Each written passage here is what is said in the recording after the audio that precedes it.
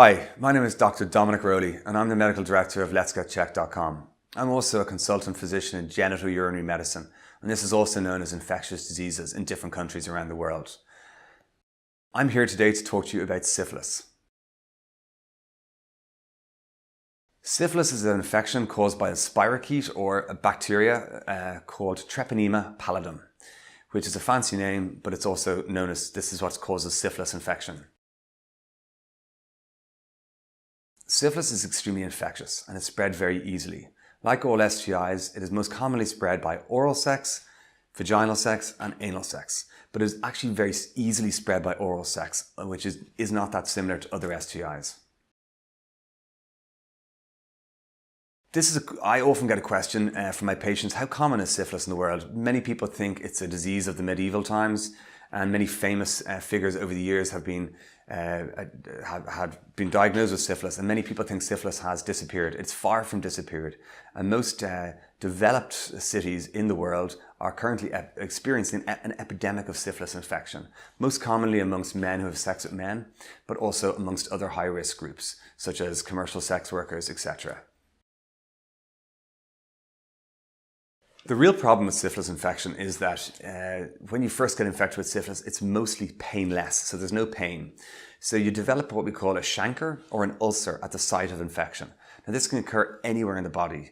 Obviously, as I mentioned before, it's most commonly going to occur in the lips area or the tongue because of oral sex, around the vagina or vulva because of vaginal sex, or around the anal area because of anal sex. However, it can occur anywhere, and I've often seen chancres on the chest wall or any other part of the body because that's where you first came into contact with it with your sexual partner.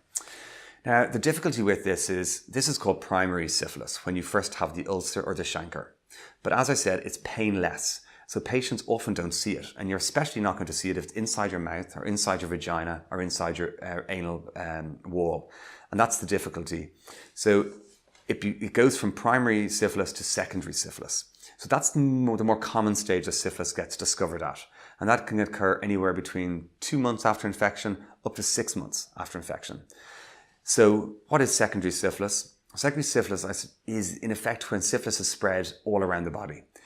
You most commonly get a rash on the soles of your feet, and the palms of your hand is the classic place to get a syphilitic rash. You also get a pink fading rash on your torso or your chest. You may also develop headaches because of a secondary neurosyphilis, or dizziness or hearing problems. You may have swollen lymph glands under your arms or in your throat. So there's a variety of symptoms for secondary syphilis, and that's why it's called a multi-system disease, because it can affect many different systems.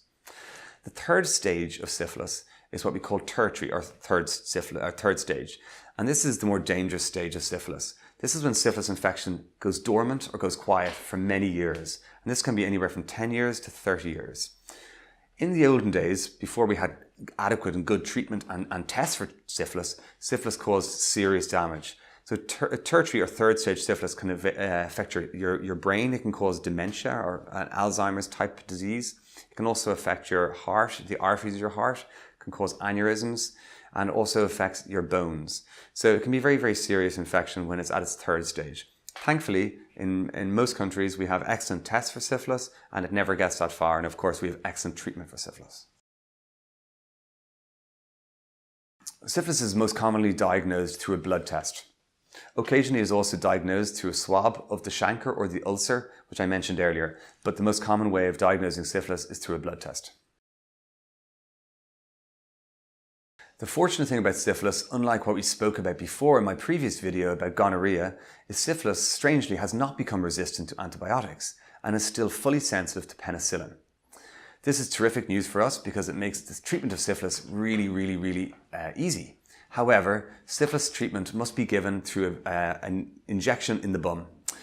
If you have an infection that's less than 2 years old, we give you one treatment, so one injection in the bum. If this syphilis infection is greater than 2 years, you may need up to 3 weeks of treatment of injections in your bum, which are one injection per week over 3 weeks. There are some tablet versions for people who may be, for example, allergic to penicillin. We have other treatment antibiotics, for example, doxycycline, that we also can use. But that would be a decision between your doctor and yourself. if you have, a very common question my patients ask me is, if you get treated for syphilis, do you always have it? The answer is no. So it's not like herpes. It is like chlamydia and gonorrhea. So it's a bacteria, not a virus. So when you treat it, it is gone. The only unusual thing, I suppose, about syphilis is that when you test for syphilis, if you've been completely treated for it and properly treated for it, you always test positive in your blood in the future. So your doctor may in the future say to you, have you ever been treated for syphilis in the past? And you can simply say, yes, I was 2 years ago. I got 1 injection or 3 injections, and your doctor will be perfectly happy. So unlike chlamydia and gonorrhea, it always shows a positive in your blood, but that does not mean that you still have it. It is adequately, it is treated, it is gone. So in summary, if you're worried at all about any of the infections or any of the illnesses I've discussed, check out our website, which is www.letsgetchecked.com, and we have a full team of nurses available who will answer any more questions you have and will advise you on the right or the appropriate test to buy.